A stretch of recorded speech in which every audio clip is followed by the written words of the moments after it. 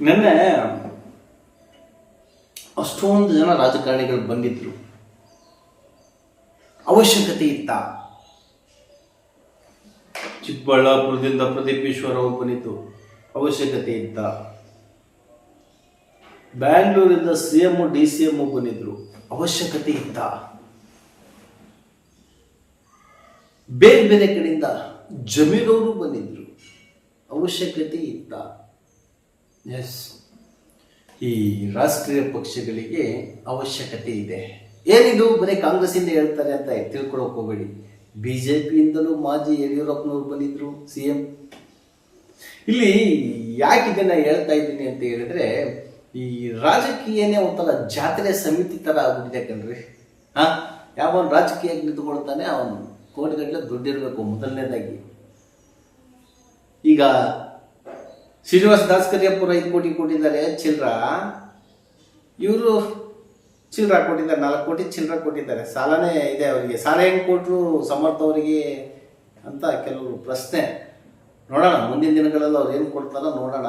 ಜನರ ಅಭಿಪ್ರಾಯವನ್ನು ನಿಮಗೆ ತಿಳಿಸ್ಲಿಕ್ಕೆ ಹೊರಟಿದ್ದೀನಿ. ಈ 5 ಕೋಟಿಯಲ್ಲಿ ಎಲೆಕ್ಷನ್ ಆಗ್ಬಿಡುತ್ತಾ?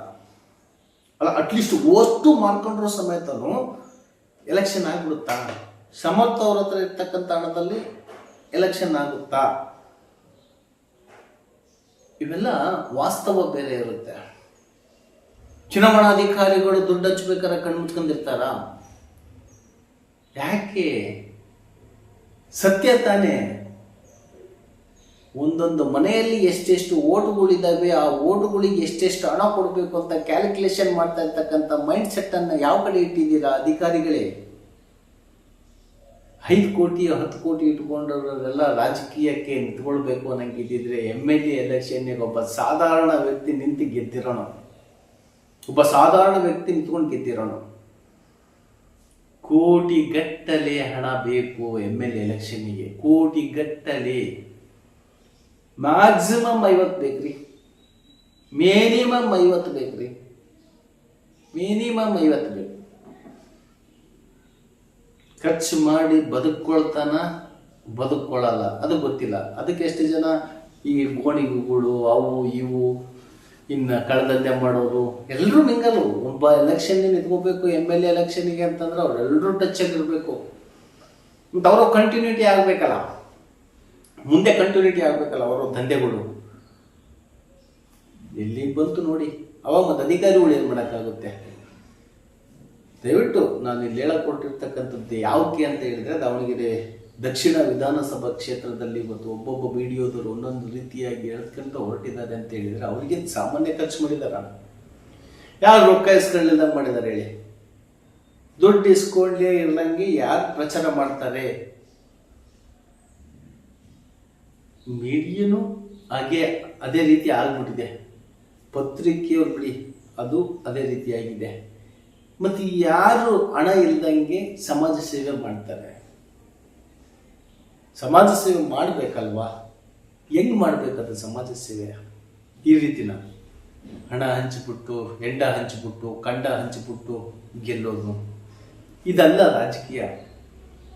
ಇದಲ್ವೇ ಅಲ್ಲ ರಾಜಕೀಯ. ರಾಜಕೀಯ ಅಂತ ಹೇಳಿದ್ರೆ ಹಿಂದೆ ನಡೀತಿತ್ತಲ್ಲ, ಕಾರಾಮಂಡಕ್ಕಿ ಮಿನಿಸ್ಟ್ರಿನ್ ಕೇಳ್ರಿ ಹೇಳ್ತಾರೆ ರವೀಂದ್ರನಾಥ್ ಅವ್ರನ್ನ.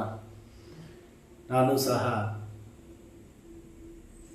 ಶಿರಮನಹಳ್ಳಿ ಕ್ಷೇತ್ರದಲ್ಲಿದ್ದಾಗ, ಮಾಯಕೊಂಡ ವಿಧಾನಸಭಾ ಕ್ಷೇತ್ರ ಇದ್ದಾಗ ಆ ಕಾರಾಮಂಡಕ್ಕಿ ತಿಂದೆ ಓಟ್ ಹಾಕಿದ್ದೀನಿ.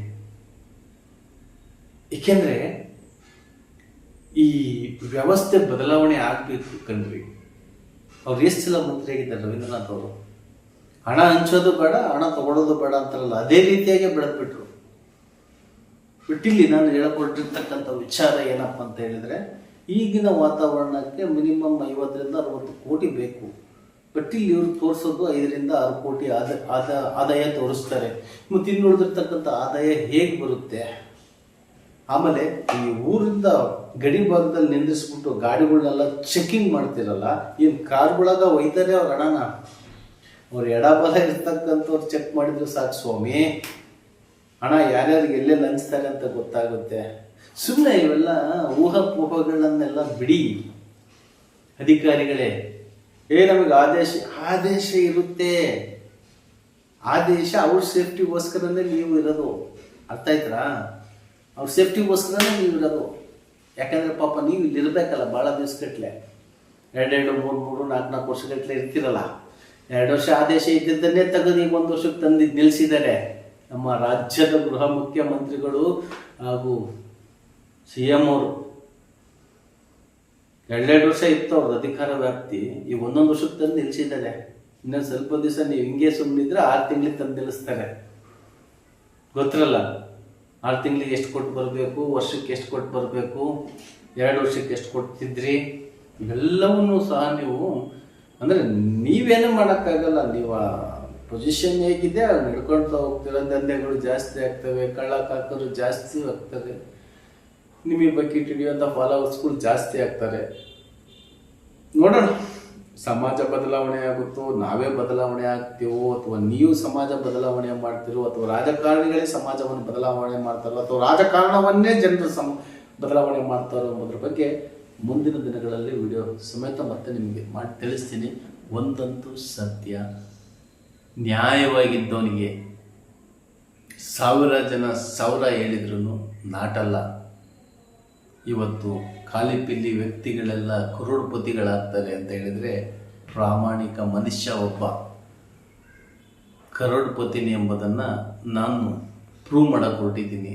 ನೀವೆಲ್ಲರೂ ಸಹ ಸಾಥು ಸಪೋರ್ಟು ಕೊಟ್ಟರೆ ಮುಂದಿನ ದಿನಗಳಲ್ಲಿ ಸಮಾಜದ ಬದಲಾವಣೆ ಖಂಡಿತ ಒಂದಲ್ಲ ಒಂದು ದಿವಸ ಆಗುತ್ತೆ ಅಂತ ಹೇಳ್ತಾ ಇವತ್ತಿನ ಈ ವಿಡಿಯೋವನ್ನು ಇಲ್ಲಿ ಮುಗಿಸ್ತಾ ಇದ್ದೀನಿ. ಇದು ಸಮಾಜದ ಬದ್ಧತೆಗಾಗಿ, ಸಮಾಜದ ಉಳಿವಿಗಾಗಿ, ಸಮಾಜದ ಬದಲಾವಣೆಗಾಗಿ. ಇಲ್ಲಿ ಯಾರ ಮೇಲೂ ವೈಯಕ್ತಿಕವಿಲ್ಲ, ಯಾರ ಮೇಲೂ ಸಂಶಯವಿಲ್ಲ. ಯಾರು ಏನು ಬೇಕಾದ್ರೂ ತಿಳ್ಕೊಡ್ಲಿ ಅಂತ ಹೇಳ್ತಾ ನಮಸ್ಕಾರ. ಏಕೆಂದರೆ ಇದು ನಿಮ್ಮದೇ ಧ್ವನಿ, ನಿಮ್ಮದೇ ಶಕ್ತಿ.